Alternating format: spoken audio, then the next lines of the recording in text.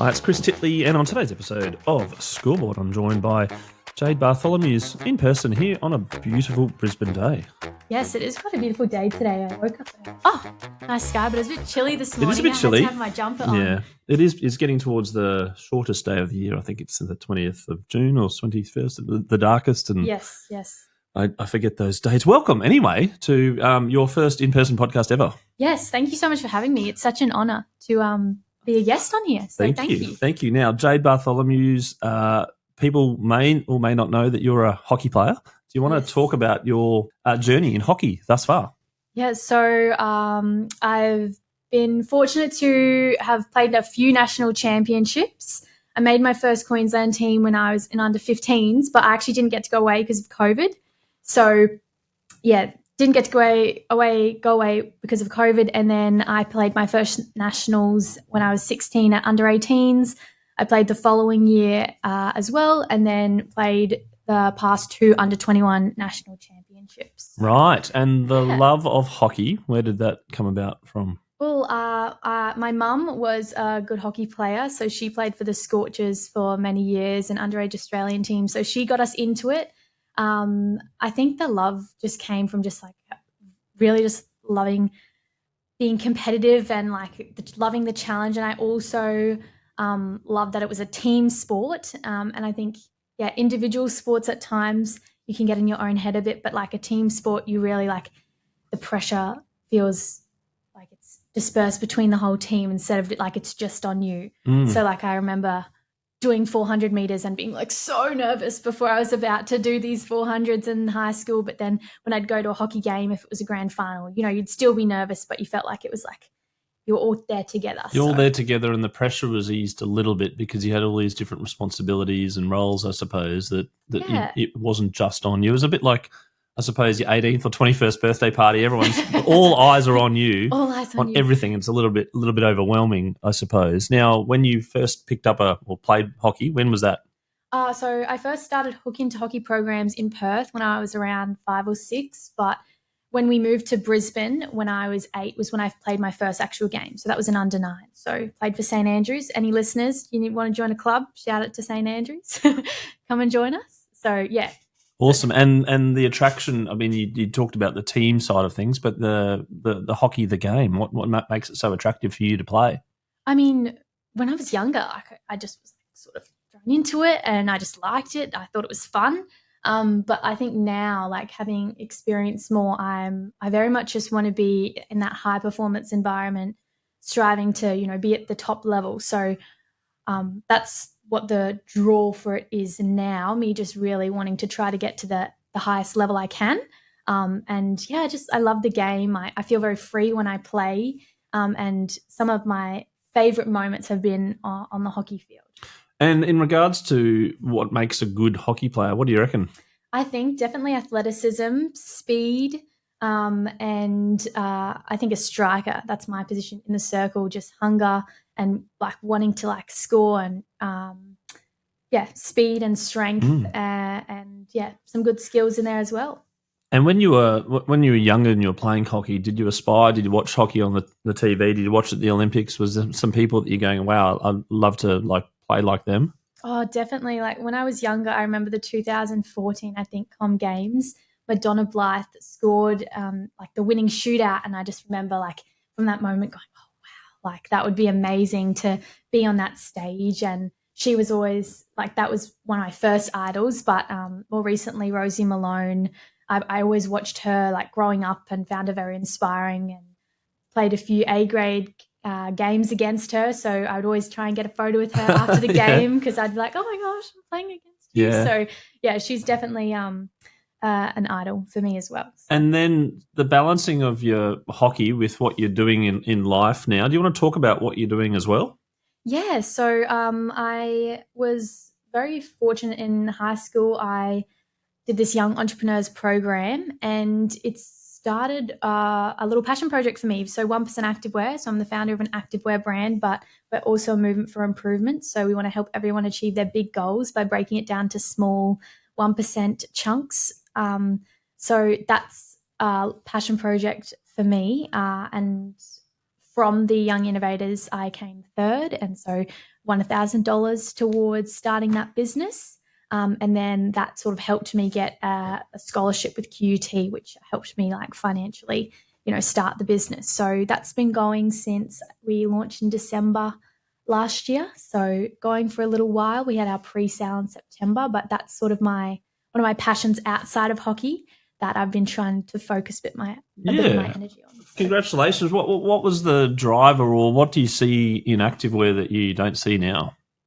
Well, I think for me it was more not just activewear. It was wanting that like blend between continuous improvement and activewear. So like it wasn't just about providing high quality activewear. It was about helping people realize that like these big dreams aren't as like big as they are in your head if you just break them down. So it was actually, I stumbled across the statistic that 80% of people don't set goals.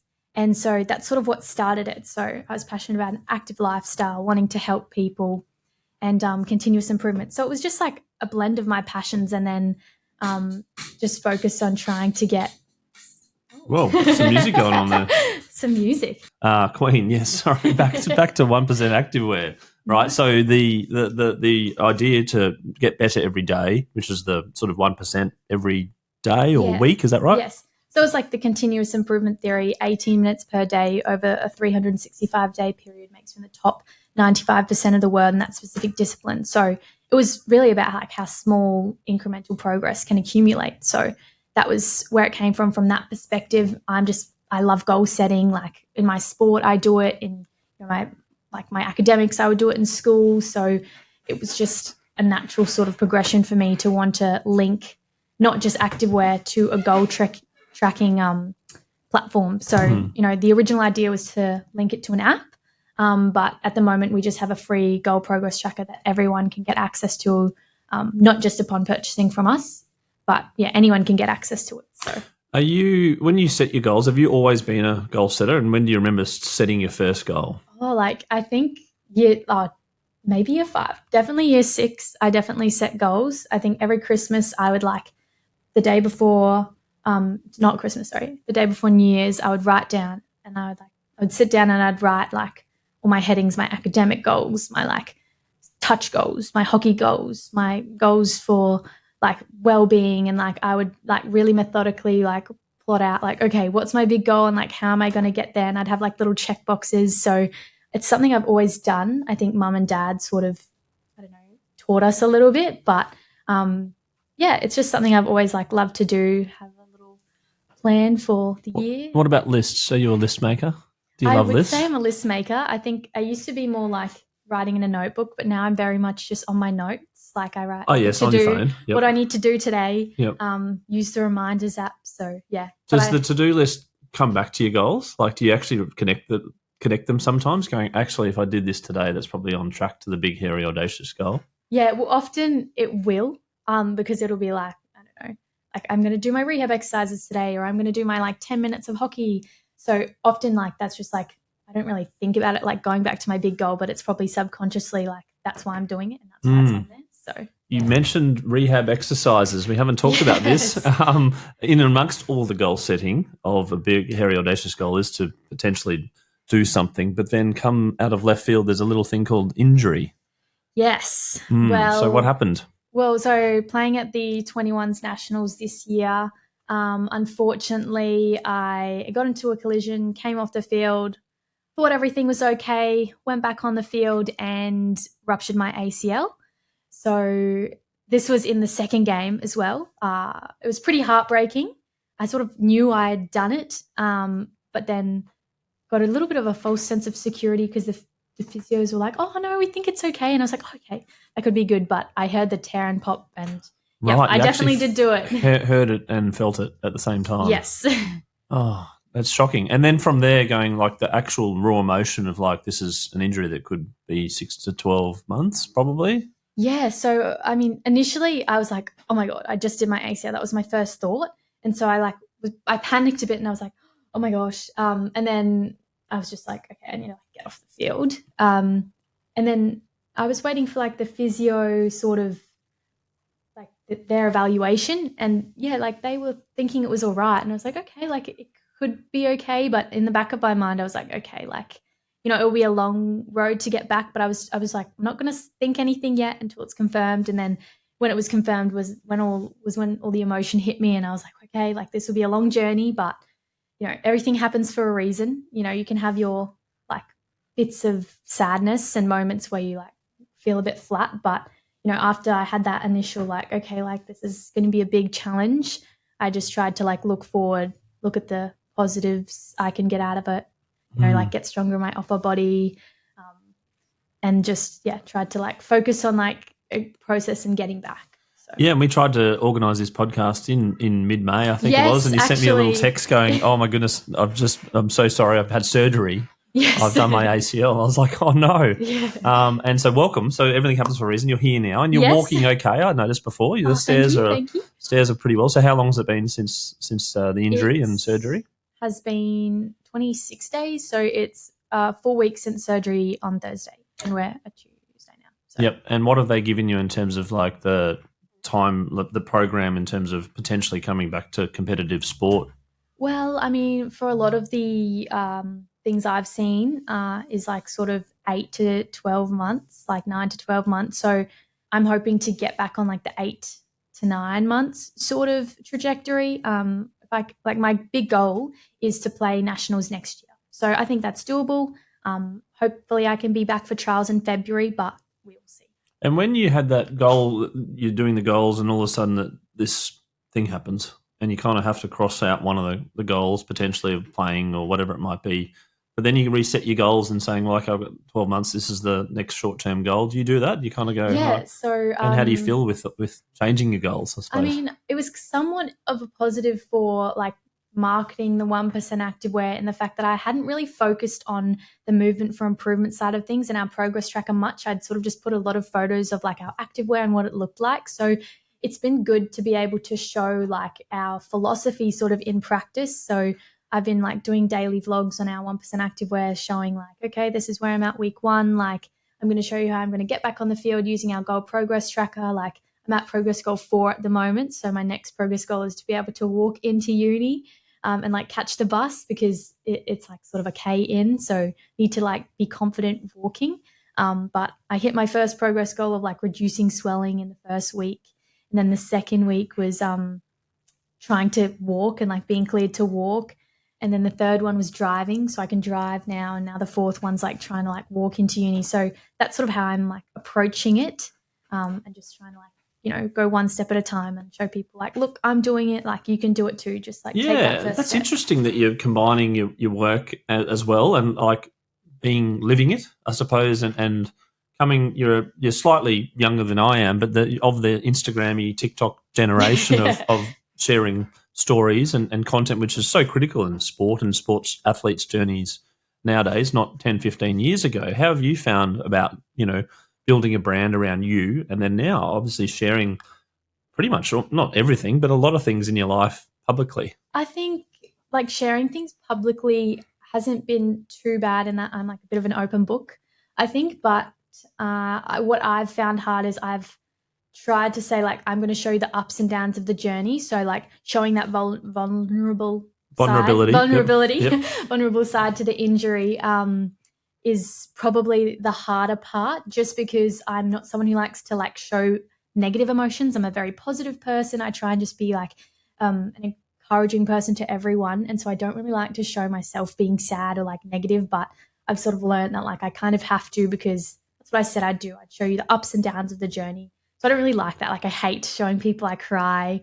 But I think it's important to show like it's not all like daisies and rainbows. So. Daisies and rainbows. Do you have these moments where you're like, oh, I should put that on TikTok, and you're like, nah, I'll just keep that to myself?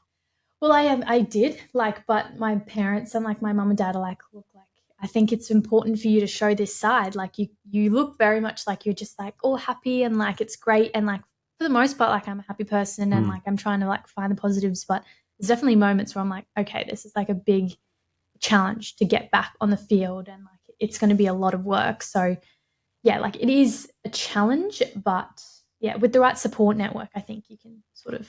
Yeah, and I'm just touching on that with the support network. Do the people follow your hockey progress, or they don't? They just like Jay. They don't care what you do on the field and off the field and the results. And you're like, oh, she's go for a chat, have a call, and you're like, oh, I had a bad game. They're like, oh, whatever, who cares, Yeah, like I don't really know. Like I think I feel like my identity is very much intertwined with the brand because it's a lot of my values.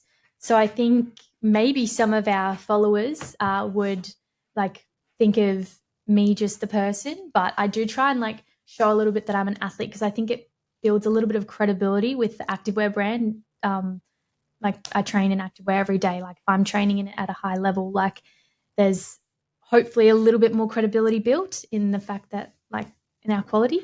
But I'm not really sure. Like I'd love to like see like what my audience thinks I can do better, and yeah, like how they sort of view the brand and me and hockey and yeah. Yeah, just touching on feedback. When you got feedback earlier on as a hockey player, some of it negative, how did you cope with that? Were you sort of an absorber, or were you sort of a naturally going, no, that's wrong. I'm better than that. Like, how did you react with negative feedback and or criticism of your performance on the field?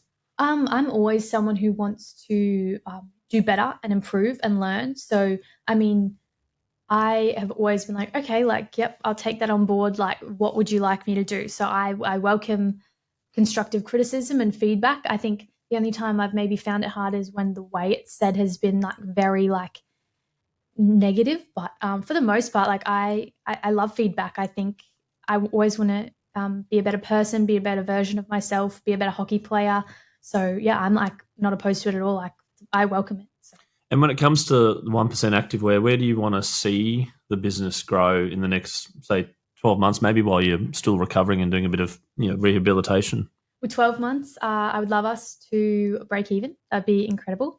And potentially our summer collection. So thinking about designing some new training shorts, running shorts, and releasing maybe some sports bras. But like the big goal is for it to be my full-time job. So hopefully that can happen. But I mean, my mindset is like the worst that can happen is that I learn a lot about business. So. Yeah. And where are you like, how are you coming up with the designs? Is it all you? You got some teams, some friends and family giving you some feedback and whatnot?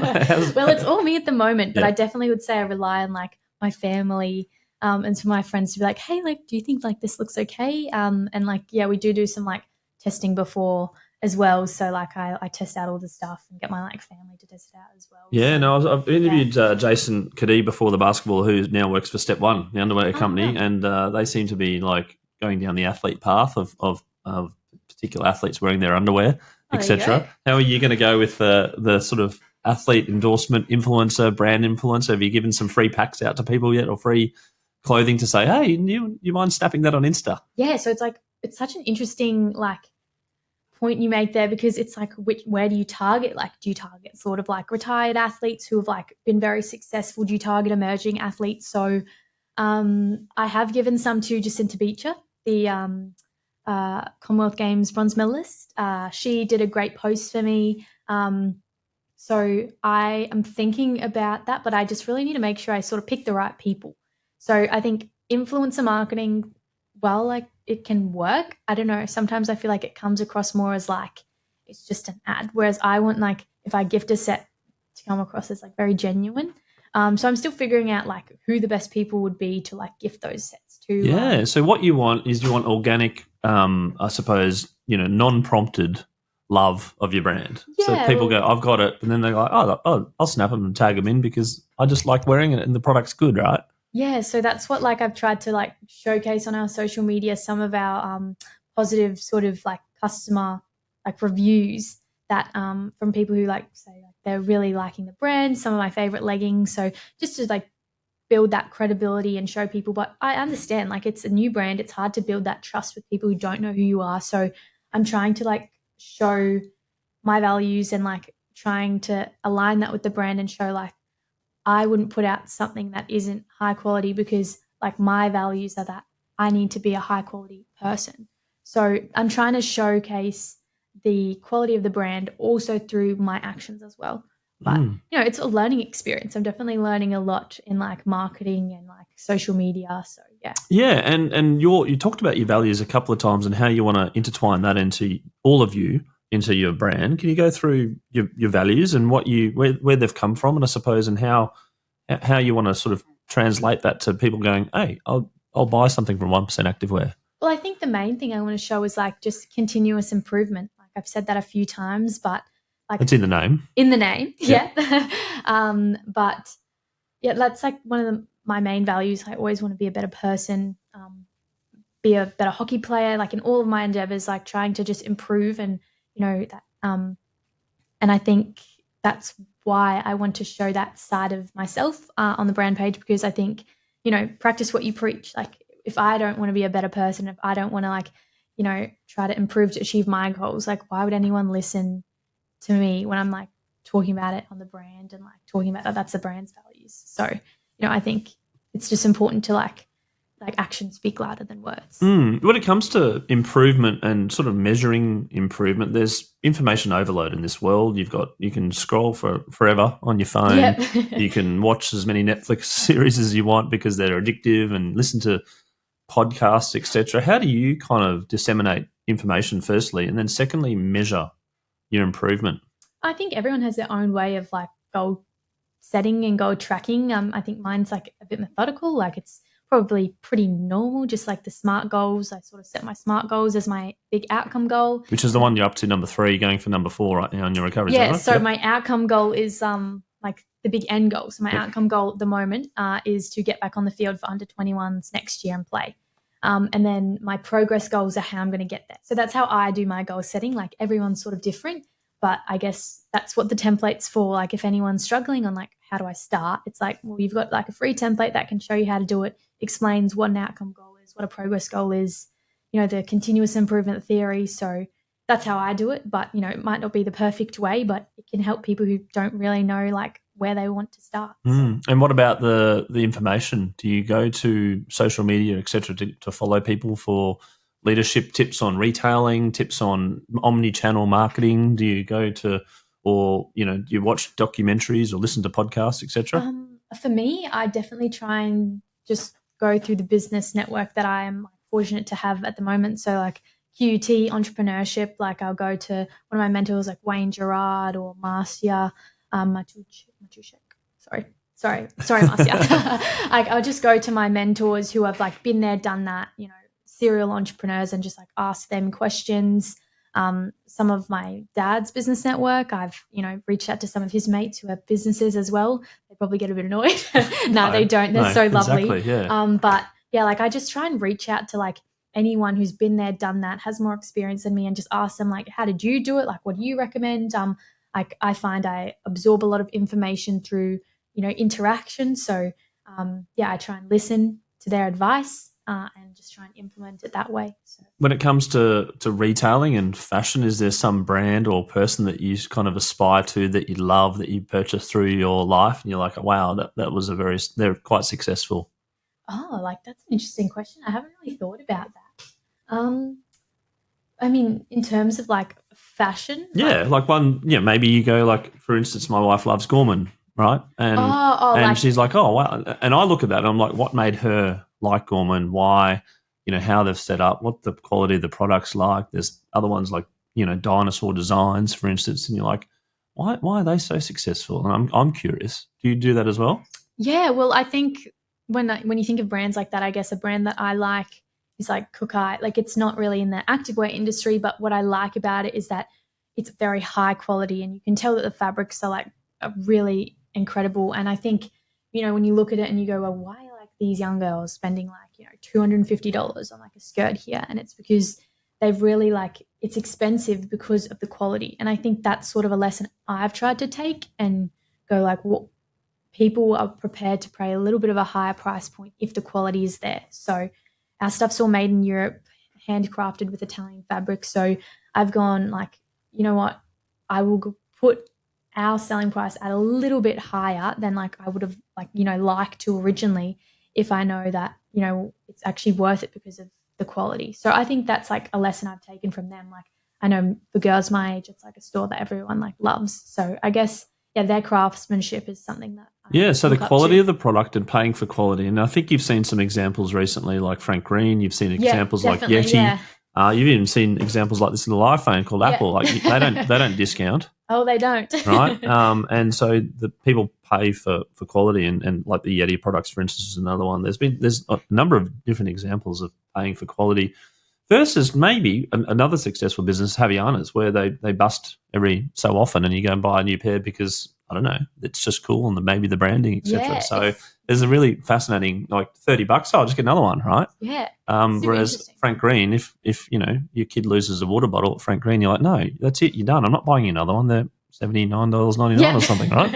I think they are $80 or something. Yeah, they're pretty expensive. Yeah. Yeah, or Yeti or something along those lines. So, in terms of your thinking around the business, how are you thinking about physical stores as well? Is that something which is in the back of your mind or not? It's always in the back of my mind. I think before I did a physical store, I would try to get it into some like outletters, so like trying to like have my stock in other stores or in other like, which is the old Maya kind of model, the David Jones sort of model. Like I think that's how like some other brands, I think like Lilo Active, like over in Perth, I think that's how they sort of started to grow. And then I think they have like, I don't know if they have a store, but they definitely have a big online presence. So I think like from seeing some other brands and like how they've grown, like I think that is important just to get that visibility and brand awareness. So yeah, I'd definitely be interested in the future, but I think if I can just nail like the online e-commerce sort of side of things, which is a lot of work and a lot of figuring out things, I think that would be a good starting point. Right. Okay. So you've just got you've got a website at the moment where you can buy that through. Yep. And you've got your socials in and around that. Yeah. And in terms of the data that you get from it, have people bought from multiple different cities, and how have you worked about delivery and things like that? So I mean, everything in Brisbane, I just try and hand deliver because it cuts expenses down and it's like a little bit more personal. That's awesome. So I try to do that. And then we've had a few from Sydney, and then I think like one or two in Melbourne. So mostly Brisbane. So mostly like community that like sort of our friends or friends of friends who have like purchased from us. But I think the statistic that I focus on is like we've had like quite a good amount of repeat customers. So we've like had people buy initially and then buy again. And that's what sort of helps me to go, okay, well, like I know that like once people like try this and once people like get their hands on it, they do like it and they come back. And I think that's a really important metric for me. And so that's like, okay, well, how do I get those people who don't know who I am, don't know me, and how do I get them in to try it? Because I think once they try it, I think I can hopefully retain them as a customer. So that's a metric I sort of look at. But it's just figuring out how do you get them in when they don't know you and build that trust. So. Like you could be they saw a billboard in a desert. Like it's very hard to kind of attract. You're like, oh, hi, we're here. You're like, well, there's no one around. Like you're attracting, and so then you need to work out your demographic, and obviously you've got all that and how you do it. But then, holding on to those customers and getting them repeat customers and the behavioural patterns around time of year and presents, etc. What do you want? Your ultimate feedback from your product, if you said, right, Nirvana is everyone loves my product. What would it be about your product that you think that people will come back to you and say, I can't wait for the next thing, or I want to buy it again? I think quality and fabric. I think that those are the things that I've had like the most compliments on. People say, oh, I just love the quality. Like the fabric is so comfortable. And I think that's something I was really like, while I was finding my manufacturer, I was like looking at some of the top performing leggings and going like, why are they top performing? Like, what are the qualities? What are the properties? So I think just listening to that target consumer and going, what do you like about leggings? Like, why do you buy them? And a lot of the reasoning that I sort of deducted from that was like, people just want like comfy leggings to wear that make them feel good about themselves. And so we tried to like add in features. So like a reinforced waistband, so that when you like, are doing RDLs or something, like it doesn't roll down. So it makes you like feel like you're sucked in nice and tight and like feel like you're sculpted well. Like we tried to have fabric that was like fully squat proof and like nice and comfy, but also nice and breathable. So like really like actually going deep into what do people like about, these other brands that are doing really well and selling a lot of those products. And I think that's what I tried to sort of emulate, but make a bit better. Like something for me that was just a bit annoying, and I'm not sure if it was annoying for others, is I hate like when fabric pills. So I was like, I can't have fabric that pills. It just annoys me. It doesn't look good. So that was something that I was very like, we need fabric that does not pill, and we did get it. So. Yeah, it's interesting that like this is from you, what I want and what I would love, and then design it. Like, it's a fascinating thing that you're going, I wonder if people have the same problem as me, or I wonder if there's the same thinking. And I reckon over time, as you continue to build, people go, actually, that is something that I'd never thought about, or designing your own product around just you and going, I like this, but what happens if we did this, and the creativity around that? And how did you go with the manufacturer, I suppose, going, can you do this or make this feel better, etc.? Like describing it in your brain. Yeah, I guess. Well, like, I mean, patterns for leggings are like pretty like similar, but I focused on the features because it's like, leggings are leggings. Like, a lot of people use them. There's different qualities, different price points, but I just focus on what features people like. So something like a good story, like I wasn't initially going to do 2 pockets either side, but then I did some polls and I was like, oh wow, like 83% of people want pockets, so I should probably do pockets. And then I was like, okay, well, I actually haven't really worn pockets before on leggings. So like I bought a pair to test out and I was like, okay, this is so much easier. Like I can see why people want it. And then, yeah, like I just was like, well, we need pockets in our leggings. So and then you say to people, hey, we've got pockets. They go, hey, that's what we wanted, right? Yeah, and then so they sort of said that like this was in the development stage as well. So I was like figuring out what features like a good, what people like all that. So I did like quite a few polls and things. So I'd like to sort of do that more. When we're thinking of like, releasing our sort of new stuff, and like see like what people want, I guess. But yeah, that was just like listening to people and like what they want, but also making sure it's true to like, the quality you want as well. I'm going to give you a hypothetical here. Being on the hockey field, playing nationals for Queensland versus being in 1% activewear. What do you love the most? Oh, that's like a hard one. Well, I mean, I can do both. I can wear my 1% activewear biker shorts under my uniform. So you nailed it. So you don't have an answer. Oh, no, you do have an answer. Yeah, both. Yeah. Both. But eventually you might have to make a decision. Oh, yeah, that's true. I think I haven't got that far yet. Yes. Hasn't been an issue yet. You're still young enough to go helter-skelter at both and have a crack at whatever, wherever it lands you, etc. Now, we ask our guests about a few things. One is the scoreboard moment, which is a moment which is like a Kodak moment. Do you remember the Kodak moment? You probably don't. It was an ad many, many years ago. Yeah, I don't know. You even know what Kodak is, do you? Do you know it's like the film cameras, the film camera. Yeah, we used to have cameras and take photos before these little things. Yeah.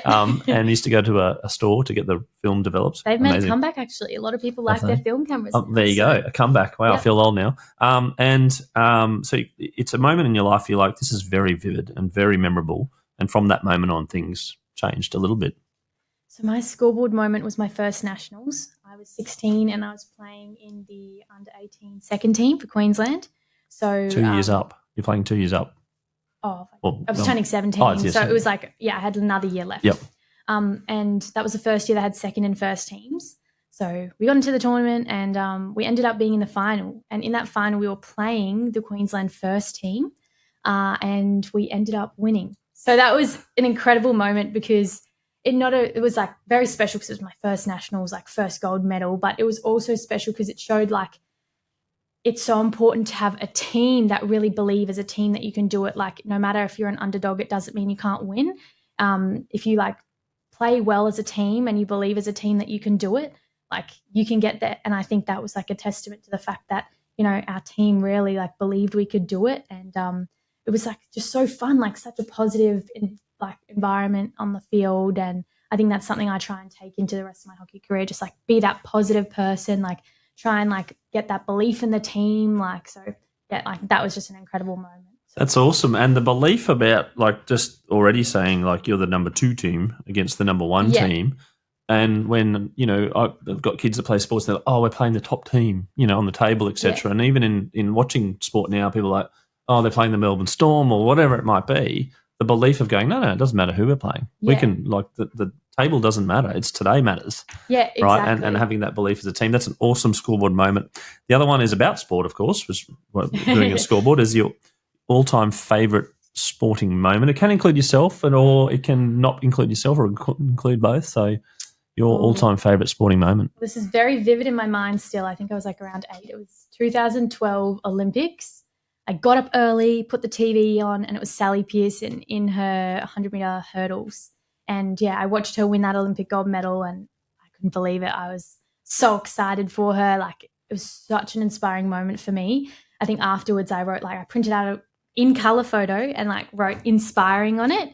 And years later I saw her and I just was like, wow. I think I burst into tears because I was just so inspired by her, and, like, seeing her win that moment, like, just cemented my already dreams of wanting to be a professional athlete. So hopefully I can get there one day and, achieve what she did. That would be an absolute dream. But, if I can just pursue that dream, that means a lot. So. Yeah, absolutely. You should get it to sign it. I don't know if she's listening out there. We'll get her to listen. How about that? And you can send it to. I'm sure if someone knows someone that knows her, to get her to sign. Have you still got it?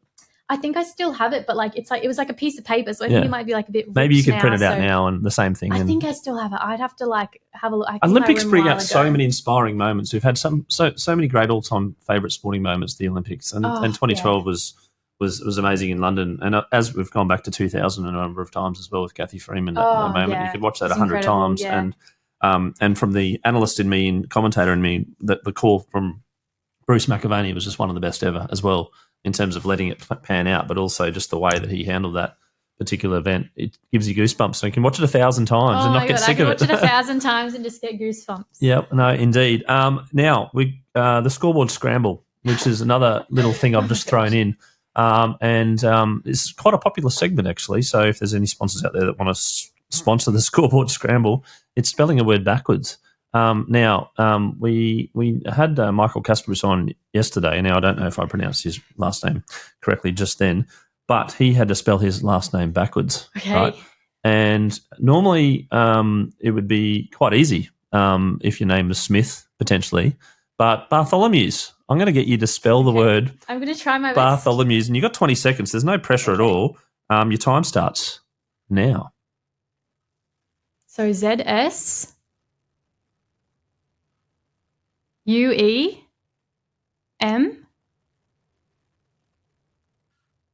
OLO HT RAB. Nailed it. I did? You did. And I don't know whether it was 20 seconds. I gave you a little extra time because you're going so well. That's good. And you're in train of thought. So the answer is ZSUEMOLOHTRAB. Well done. Oh, yeah. Congratulations.